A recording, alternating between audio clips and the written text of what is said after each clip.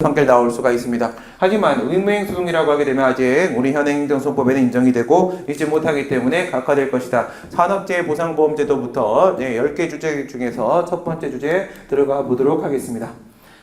아래 초과 납부된 금원을 환급받기 위한 소송상의 방법에 대해서 논하시오. 국가배상에 대한 문제는 노무사 쪽과 직접 관련이 없기 때문에 작년에도 그래서 국가배상을 빼고 논의하라고 얘기를 했던 것입니다. 문제에서. 그래서 빼고 생각을 하도록 하겠고요. 두 개를 한번 비교해 보도록 하겠습니다. 산업재해보상보험법상에 초과 납부된 산재보험료의 환급을 청구했으나 국민건강보험공단이 이를 거부한 경우에 있어서 그 다음 부가가치세법상에 초과 납부된 세액의 환급을 청구했으나 과세관청이 이를 거부한 경우에 있어서 이럴 때 과연 어떻게 해야 될 것이냐 이겁니다. 뭐 여기다 근로복지공단 넣어서 이렇게 들어가도 뭐 상관없습니다. 여기는 아무 영향을 주지 않습니다. 무슨 말씀을 드리는 거예요? 모든 법에는 초과납부입니다. 초과납부는 작년에 여러분들한테 출제되었던 과오납부 금원 반환 청구 사건과 비교하게 되면 초과납부 금원 환급 청구 사건 같은 경우에는요, 그것이 위법한 부가처분이냐 적법한 부가처분이냐의 차이가 있습니다. 이것은 분명히 적법한 부가처분입니다. 그런데 1,000만 원 부가가 적법하게 나왔는데 실수로 초과납부 2,000만 원 했다 이거죠. 이런 경우에는 반드시 그것을 환급하라, 돌려주라라는 의무 규정이 법에 다 있습니다. 산재법에도 있고, 국세기본법에도 있고, 뭐 부가가치세법에도 있고 다 있습니다. 다 있기 때문에 이 환급 결정이 나와야지만 비로소 환급 청구권이 인정되는 것이 아닙니다. 그래서 환급 결정은 처분이 아니고 환급을 거부했다고 하더라도 이것은 처분이 아닙니다. 그러면 어떻게 들어가는 거야? 거부 처분 지송을 제기할 수가 없는 것이겠죠.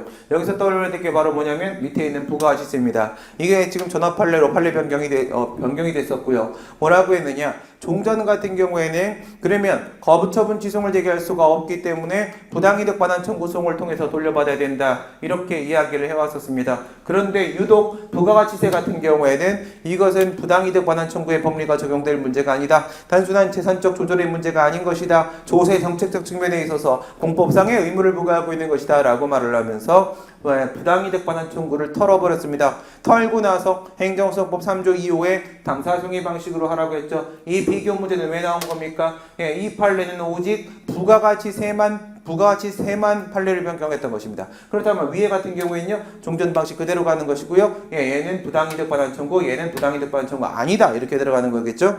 그러면 어떤 결론이 나오겠냐? 이런 결론이 나오게 될 것입니다. 산재 같은 경우에는 환급 거부 취소를 제기하게 되면 안 됩니다. 밑에도 환급 거부 취소는 안 되는 겁니다. 그런데 부당이득이 얘는 되는 건데 얘는 안 되는 걸로 이게 바뀐 겁니다. 이게 바뀌었고, 그러면 얘는 부당이득의 문제니까 판례에 따르게 되면 민사소송이 되는 것이고, 그 다음에 학설에 따르게 되면 당사소송 됩니다. 근데 얘는 판례에 따라도 그냥 당사소송이 되는 거죠. 학설은 당연히 당사소송으로 보게 되는 것입니다. 그 다음 보도록 하겠습니다. 이제 모의고사 문제입니다. 근로복지공단이 보험가입자인 춘천시에 대해서 산업재해보상보험법상의 산업재해보험료 부과처분을 했습니다. 이건 당연히 뭐예요? 급부하명이 되는 것이죠. 왜 근로복지공단이냐? 물론 잘못된 겁니다.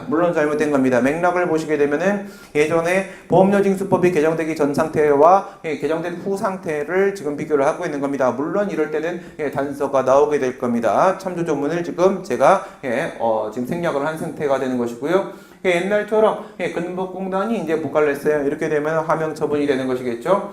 춘천시는 전액 납부를 했다. 근로복지공단 상대로 취소를 제기했다. 근데 청구 기각 판결을 받아서 그것이 확정이 되었다. 기판력이 미치겠는가? 이렇게 생각을 해보시게 되면은 기판력입니다. 결국은 논점이. 그러면 기판력이 미치려고 하게 되면은요, 당사자가 똑같아야 되는 것인데 위에 같은 경우에는 전소로서 취소의 당사자가 근복공단이 되고 있습니다. 밑에 같은 경우에는요, 건보공단이 되고 있습니다. 그러면 다른 사람이냐? 그렇지 않습니다. 이거는 권한이 승계된 것이기 때문에 현재 피고가 옛날의 피고와 같은 것으로 보시는 게 맞겠고요. 따라서 이 건보공단은 특별히 신경 쓸 필요가 없습니다. 취소를 제기했다라고 생각을 하시게 되면은 위에도 취소, 밑에도 취소이니까요. 동일 소송물에 대한 문제입니다. 인정되는 것이고 기판력 미치는 게 맞겠습니다. 두 번째 무효행소입니다. 무양이송으로 들어가려고 하게 되면은 기각이 돼야 되는 거죠. 위에가 기각이 된 상태고요. 얘는 아예 위법 자체가 아니다, 적법이다라고 얘기했으니까 무효가 될 수 있는 가능성은 전혀 없습니다. 기판력 당연히 미치게 되는 것이고, 위 부가처분으로 인한 손해에 대해서 국가배상 청구 소송을 제기했다라고 얘기하게 되면요, 지금 기판력이 미치냐만 지금 물은 겁니다. 미치냐 이것만 물은 겁니다. 딴 거 생각하지 마시고요. 예, 이렇게 들어가시게 되면은 미칩니까? 국가배상 같은 경우에는요, 제한적 공정설에 따라서 인용 판결은 미치고 기각 판결은 안 미치니까 얘는 안 미친다가 결론이 되겠습니다. 결론 미치고 안 미치고 이렇게 들은 것이다. 동일소송물이고요. 무슨 관계고 성결 문제와 관련된 문제가 되는 겁니다. 정상적으로 소송을 제기한다면 피고는 근로복지공단이었어야 된다. 됐습니다. 다음 모의고사 14번으로 가보도록 하겠습니다. 불복기간의 기산점인데 다른 거 하지 않겠습니다. 다른 거 웹사이트, 게이사이트 이런 것들 다 알고 계시는 부분들이고 10개 주제 찍은 걸로만 들어가도록 하겠습니다. 그래서 얘도 마찬가지 넘어가도록 하겠습니다. 얘도 마찬가지 넘어가도록 하겠습니다. 요거 이제 민원처리법, 옛날에는 민원처리법, 지금은 민원 처리에 관한 법률이죠. 35조 쪽입니다. 얘 같은 경우에는요, 처음에 거부 처분이 나왔을 때부터 기재하는 거지, 이의신청 결과 통지를 받았을 때부터 기재하는 게 아니다라는 점, 그거 하나 정도는 좀 기억을 하실 필요 있습니다. 뭐 때문에? 산재 때문에, 그쵸? 산재 때문에. 산재에 있어서의 심사 청구도 분명히 이의신청이지만 걔 같은 경우에는 결과 통지를 받았을 때부터 다음 단계 불복에 기산이 되는 것이고, 민원처리법은 그렇지 않습니다. 정보공개에 대한 문제는 뒤에 있으니까 잠깐 한번 보도록 하겠습니다. 얘는 방금 전에 민원처리법과 마찬가지가 되는 것입니다. 그래서 이의신청을 거쳤다, 안 거쳐도 되는데 거쳤다라고 하더라도 그 결과 통지를 받았을 때부터 기산되는 것이 아니라 처음에 비공개 결정 나왔을 때부터 되는 것이겠죠. 얘하고 비교를 하세요. 민원처리법하고 정보공개법하고는 똑같습니다. 그런데 산재법은 좀 다르죠. 얘는 오히려 뭐 예를 들어서 국세기문법이라거나 이런 법들하고 더 오히려 비슷하고요. 근복공단이 산업재해보상보험법상, 산재법상의 보험급여 청구를 거부하는 것을 내용으로 하는 보험급여 부지급 결정, 불승인 결정을 내렸다. 거부 처분이 나온 상황이죠. 행정심판법에 따른 일반 행정심판을 제기할 수 있다고 잘못 알렸다. 그래서 갑이 이를 거치느라, 이 표현이죠. 작년에 나왔던 주제였던 겁니다. 거치느라입니다. 거치느라 제소기간이 도가된 경우라고 하게 되면 행정소송법 20조 1항 단서 부분에 있어서 특례 규정 적용이 될 수가 있다. 근데 작년 같은 경우에는 이미 오고지 시점에 불가정이 발생했었다. 이렇게 얘기를 했었습니다. 그 다음에 설문 6번입니다. 우리 문제는 뭐 작년 문제 똑같은 거, 이거는 5년 전 문제입니다. 다 우리는 풀어봤었던 것이죠. 근로복지공단이 산재법상 보험급여 청구를 거부했는데 갑이 공단을 상대로 심사 청구를 거쳤다. 그리고 나서 소송을 제기했다. 가능합니까? 가능합니다. 심사 청구는 이의 신청이고 재심사를 거치지 않고도 바로 소송으로 갈 수 있는 게 맞는 겁니다. 그러면 바로 소송으로 갔다. 그러면 언제부터 기소하는 거냐? 심사 청구에 대한 결과 통지 받았을 때, 즉 심사 결정이 나왔을 때부터입니다. 언제부터가 아니야? 원래의 원처분인 거부 처분 때부터가 아니라 심사 결정 때부터 되는 것이다. 밑에 고역죄 넘어가도록 하겠습니다. 찍은 것만 들어가도록 하겠습니다. 부가가치세 넘어가도록 하겠습니다. 얘도 이의신청인데 얘도 적극적 처분이기 때문에 적극적 처분이기 때문에 원래는 결과 통지일로부터 기사하는 게 맞습니다. 근데 여기에는 제조사 결정 요게 들어가 있는 게 특징인 거죠. 요것만 잠깐 볼까요?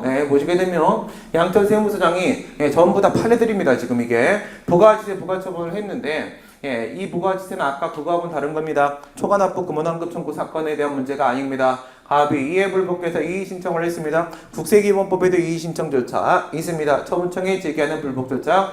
지방국세청장이 재조사 결정을 했다. 재조사 결정이라는 것은 뭐야? 이의신청에서 재조사 결정. 이게 뭐예요? 이건 결과통지죠. 이거 아무것도 아닙니다. 이의신청이기 때문에 아무것도 아닌 거고, 후속 처분이 나왔다. 이건 독립된 처분이 되는 겁니다. 그러면 선행처분, 후행처분 구도 만들어지게 되는 것이겠죠. 이때 이의신청 거쳤으니까 소송으로 바로 갈 수 있냐? 이건 바로 못 갑니다. 그쵸? 여기에는 국공로 도사증발 감사합니다. 필요주의 적용되고 있기 때문에 국세청장 심사청구, 조세심판은 심판청구 둘 중에 하나 반드시 거쳐야만 되는 것이고요. 그래서 기산점이 여기다가 지금 잡혀 있는 것인데 언제부터 기사하는 것이 맞는 거다? 후속 처분 나왔을 때부터다. 종전 판례는 재조사 결정 통지 받았을 때, 최근 판례는 후속 처분 나왔을 때부터 되는 것이다. 가장 재조사 결정에 단순한 문제가 되는 거겠고요. 기본 문제죠. 남대문 세무서장이 상속세를 부과하는 처분을 한 다음에 직권으로 이를 증액을 했다. 증액을 하게 되면 흡수설이죠. 흡수돼 버리는 것이고, 그러면 쟁송의 대상이 되는 것이 바로 뒤에 있는 후속 처분이 되는 겁니다. 그럼 후행 처분 그때부터 기사하는 것이다. 이런 결론 나오겠죠. 됐습니다. 40번 넘어가 보도록 하겠습니다. 지금 산업재해보상보험 얘기하고 있습니다.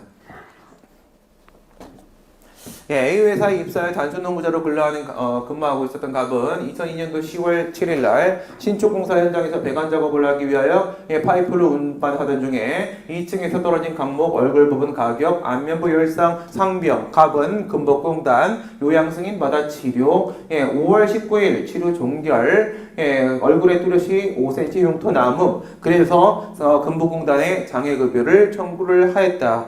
청구 시점이 언제입니까? 5월 19일입니다. 5월 19일에 이미 돈을 받을 수 있는 권리가 인정된 거죠. 지급 사유가 발생한 시점, 법률 관계는 여기서 완성되는 겁니다. 여기서 완성되는 겁니다. 그러니까 이후에 여기서 청구를 했죠. 중간 시점이 따로 없단 말이야. 없단 말이야. 그러면 이 뭐가 돼요? 이 신청시 여기가 기준시가 되는 것이죠. 이에 2003년도 7월 15일 공단은 갑의 증상이 고정된 치료 종결 당시에 산재법 시행령 신체 장애 등급표 장애 등급 12등급 아주 불리한 등급 내용의 장애급여 결정을 내렸다. 법적 성질은 확인, 준법률 행위적 행정으로서 확인이기 때문에 신청시가 바로 기준이 되는 것이다. 이렇게 되는 거죠.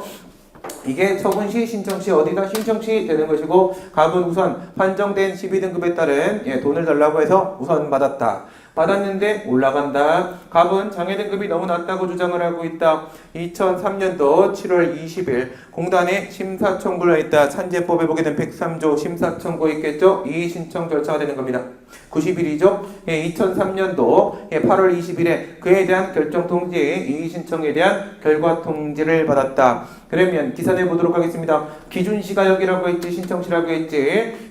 지금 여기서는요, 이 90일을 잡으려고 하게 되면 여기서부터 들어가야 되는 것이죠. 여기는 기준시, 여기는 기산일, 여기는 기준시, 여기는 기산일, 이렇게 되는 겁니다. 기산일 들어가게 되면 7월 15일부터 5일밖에 안 지나갔습니다. 됐고요. 그 다음에 8월 20일 날 결과 나왔고요. 이에 다시 불복을 해가지고 10월 20일 날 재심사 청구를 했습니다. 여기는 심사 결정이 나오면 그때부터 기사하는 거라고 했죠. 그러면 언제부터 기사하는 거야? 나온 때는 바로 8월 20일이야. 8월 20일부터 90일 들어가게 되는 거죠. 106조에 그렇게 규정하고 있습니다. 그러면 여기서부터 90일 가면 11월까지 갈 수 있으니까 재심사 청구 되는 게 맞는 겁니다. 이 상황에서 2003년도 7월 1일 개정되어 시행된 산재법 시행령에 따르게 되면 7월 1일 날 개정됐습니다. 어디를 보셔야 되는 겁니까? 여기를 보시게 되면은 신청 시점은 5월 19일입니다. 5월 19일, 결정 시점은 7월 15일입니다. 결정 시점 이전에 7월 15일이죠.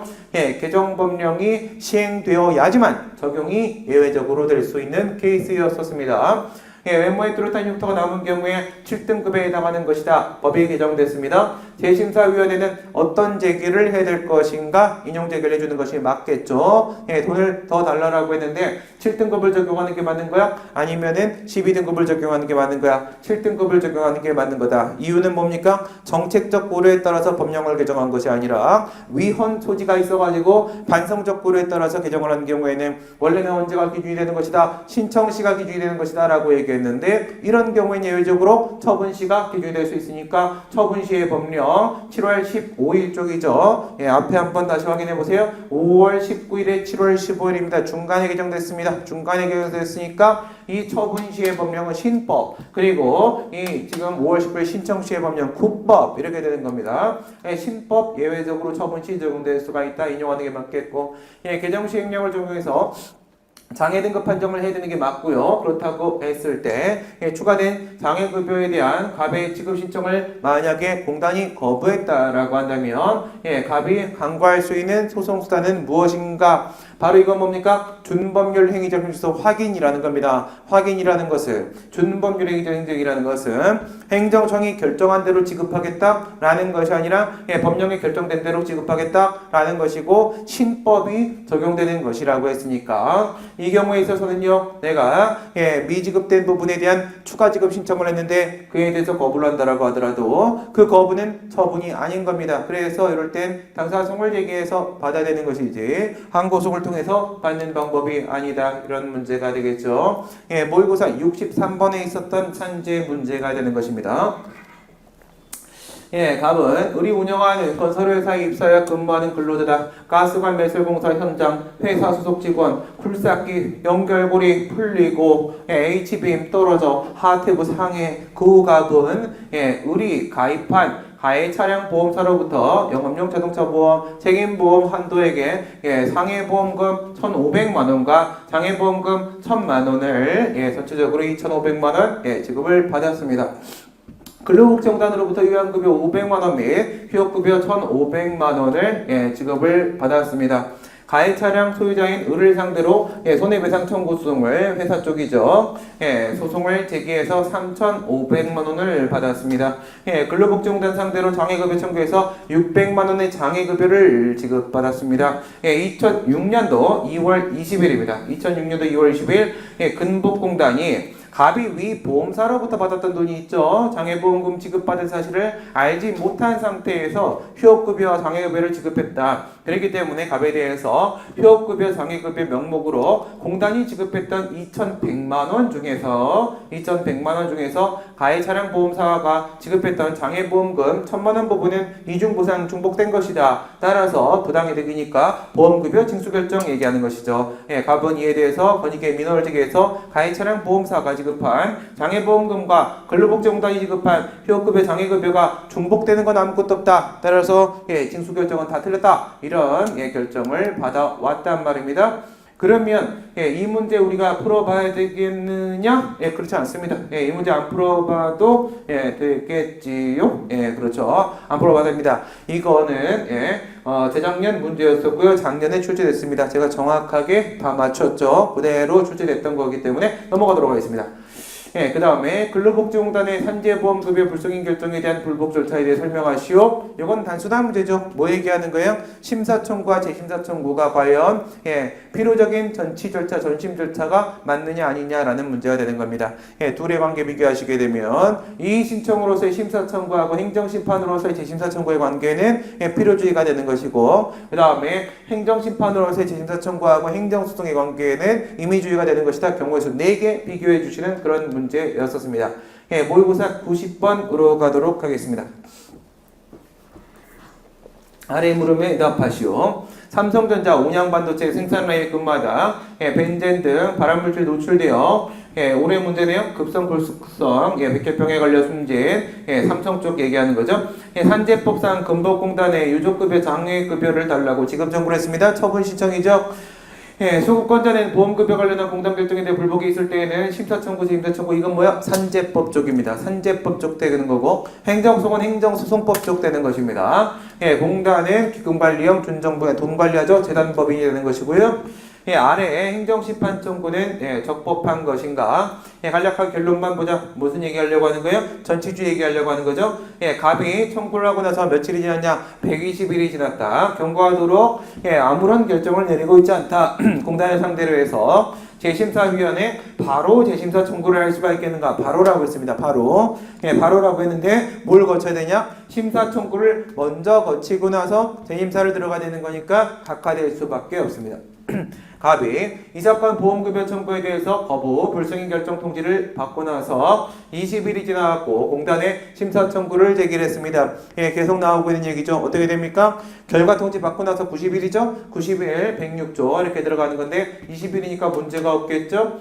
심사 청구를 했는데 그런데 10일 만에 기각 결정이 나왔습니다. 여기서부터 다시 90일이죠. 재심사 들어가려고 하게 되면 그 후에 70일이 지나서 결과 통지에 대해서 재심사 청구했습니다. 이렇게 되면은 심판 청구의 기간 쪽에는 문제가 없는데 뭐가 문제가 되는 겁니까? 이 부분이 틀렸죠. 이 부분이 심사 결정에 대해서 소송이나 심판을 제기하는 문제가 아니라고 했습니다. 심사 결정은 이 신청의 결과 통지는 사실행위지 아무것도 아니다. 처분이 아니기 때문에 그에 대한 행정심판, 행정소송을 제기할 수 없다. 뭐에 대해 제기된다? 원처분, 거부처분에 대해서 재심사 청구를 하거나 소송을 제기되는 것이다. 그 다음에 이 세 번째 문제는 뭐였었습니까? 다 읽지는 않도록 하겠습니다. 이거는 올해 문제이기 때문에 여러분들이 너무나도 익숙하시죠? 경비원이 받았다라고 했습니다. 위에 거랑 좀 연결이 되고 있는 거예요. 이건 앞에 거랑 연결이 되고 있는 거예요. 그래서 얘 같은 경우에는 심사결정서를 받고 나서 그리고 나서 이제 재심사 청구를 이렇게 들어가게 되는데 심사결정서를 누가 받았냐? 경비원이 받았다는 거죠. 그러면 경비원 손에 들어간 날은 분명히 효력이 발생한 날이고 있은 날은 맞겠지만 실제로 현실적으로 알아야 되는 것이기 때문에 그날이 안날은 아니라는 겁니다. 조심해야 될 점은요. 미국의 아들 집에 가 있는데 그 집에 아무도 없었다. 이게 문제가 되는 겁니다. 만약에 그 집에 연락해 줄 사람이 있었다라고 하게 되면 그날이 또한 안날이 될 수도 있을 수 있습니다. 여기서는요. 안날과 있은 날이 지금 분리되는 상황이 되는 거죠. 며칠 안에 들어갔다라고 했냐면 수령하고 나서 100일입니다. 100일. 있은 날에 100일 이렇게 들어갔단 말이에요. 그런데 결정서 수령 후 20일 뒤에 와서 알아버렸다라고 했으니까 100일 마이너스 20일 하게 되면 80일 되는 거고 안날에 80일 만에 재심사 청구 들어간 거니까 90일의 시간은 준수한 게 맞는 겁니다. 그 다음 설문 2번 보도록 하겠습니다. 갑이 보험급여 불승인 결정에 대해서 산재법상 불복조차라고 하게 되면 심사, 재심사 얘기하는 것이죠. 도중에 공단이 의학적으로 백혈병 발병의 원인으로 보이는 물질에 노출됐다고 보기 어렵다. 뭐 얘기하는 거냐? 당초사유 얘기하는 겁니다. 초추변입니다. 초추변 이게 당초사유가 되고 있는 것이고 죄송합니다. 이게 다른 사유가 되는 것이고 소멸시효가 경과했다는 당초사유에 더했다, 추가했다라는 것이죠. 그렇다면 백혈병의 발병과 업무 사이에 업무기능성이 인정될 수 없다라고 하는 사유를 추가하면 과연 허용될 수가 있겠는가? 뭘 생각을 해보셔야 되는 거예요?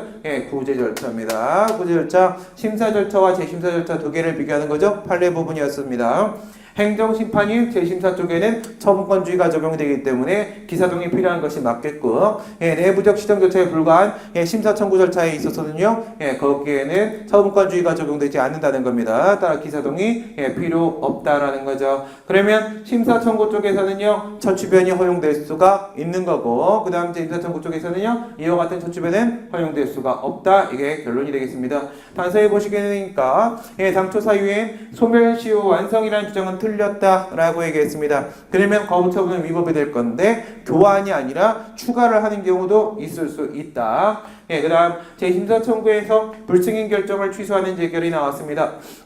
거부처분에 대한 지금 취소 재결이 나온 상황이죠. 이건 행정 심판이 되겠습니다. 그 후에 공단은 상병이 업무상 재해가 아니라는 이유로 보험급여 청구를 대차 거부할 수 있겠는가 지금 뭘 물어보려고 하는 겁니까? 지금 기사동이 필요한 재심사 청구 쪽으로 몰아주게 들어간 겁니다. 기사동이 필요한 재심사 청구 쪽 같은 경우에는요 아까 봤던 지금 트라이앵글 이론의 좌변 쪽 되는 것이겠죠. 좌변 쪽 생각하시게 되면 초추변하고 기속력하고 연결되어 있는 문제가 되는 겁니다. 기사동이 인정되지 않기 때문에 재심사에서 초추변이 허용되지 않습니다. 그러면 첫 번째 게 잘못됐으니까 인용결정 취소 재결이 나오게 될 것이고 그 다음에 허용하지 않았던 그 다른 사유를 근거로 해서 재거부 처분을 한다고 하더라도 기속력 위반이 아닐 것이다 연결하는 이런 식의 문제겠죠. 이런 문제가 출제 가능성이 제일 높습니다. 그 다음에 한편 삼성물산 건설부문의 평택 삼성전자 현장공간 작업대 무너져 안면불사 아까랑 똑같은 얘기를 하고 있는 겁니다. 5cm 흉터 아주 유명한 판례이죠. 장애급여 청구했는데 시행 중인 관계법령상 신체장애 등급표에 따른 급여는 이미 받았다. 그 다음에 또 급여를 청구했는데 만약 급여 청구 후에 그 다음에 나머지 부분 달라고 했던 상황이죠. 지급결정에 법령 개정돼서 상향 조정돼서 12등급이 7등급으로 올라가 있다. 그러면 을은 어떻게 해야 되겠습니까? 을은 미지급분에 대한 추가 지급 신청을 하면 되는 것이겠고요. 했을 때 거부하게 되면 거부된 처분이 아니라고 했고요. 그럼 항고송을 제기하는 게 아니라 당사송을 제기해서 받아내야 되는 것이고 인용이 될 수가 있겠는가? 이건 뭘 얘기하는 거예요? 정책적 우려에 따른 법령 개정이었다라고 하게 되면 원래대로 신청시 적용을 받게 될 거니까 기각될 것입니다. 기각. 기각이 되든 인용이 되든 간에 이 부분은 어쨌든 뭐로 가야 되는 거야? 당사